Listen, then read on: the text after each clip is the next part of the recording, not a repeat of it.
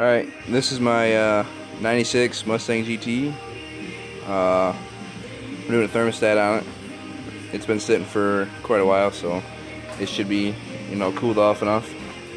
I'm not draining the system, as you can see. But you're going to want to start by taking these two 10mm bolts off. It's the thermostat housing, the neck, and it's right next to the alternator, right there. So just take the two 10mm bolts out, and I'll show you after that. Alright, they are loose, as you can see. Set them where you're not going to lose them, and now I'll pop it off. Okay, so you're going to see that there's going to be a little coolant right there, and it's not really going to be a big deal.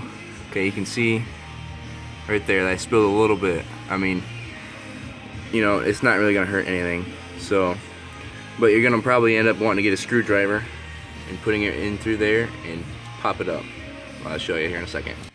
Alright, so I got my screwdriver here. I'm just going to stick it in there and go and pry up a little bit. Oh, this one's a little bit more stuck than most. There it goes. Alright. Then you can just grab a hold of it and pull it out.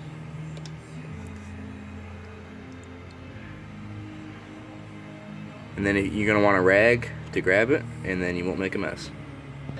Alright, so your local, O'Reilly's, AutoZone, Auto Value, whatever, should have these parts in stock.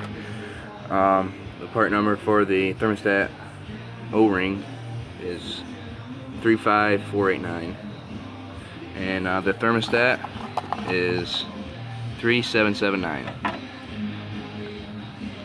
Alright, so I'm not sure how many people do this, but I like to take a little coolant like so and dab it on the O-ring so it gets nice and wet, because when that O-ring goes in there, you don't want it to rip or get caught, and the more lubricant that's on it, the better, kinda. You don't need to like douse it or anything, but just make sure it's nice and coated, and when it slips right in there, then it shouldn't rip.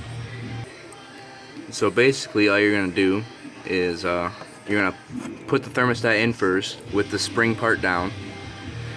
So hang on a second, grab the old one here. So the spring part's gonna go down like this, and then you can put your O-ring on top of that, and then you wanna push on the O-ring all the way around and make sure it's all the way down. And then all you're gonna do is put your housing back on and put the bolts back in it and snug them up.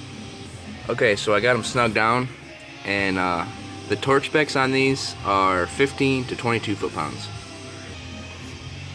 Alright, and that is that. I only splashed just a little bit of coolant. Actually, not even, there's a little bit down there, not even worth me draining the system or nothing. That little bit is not going to hurt anything.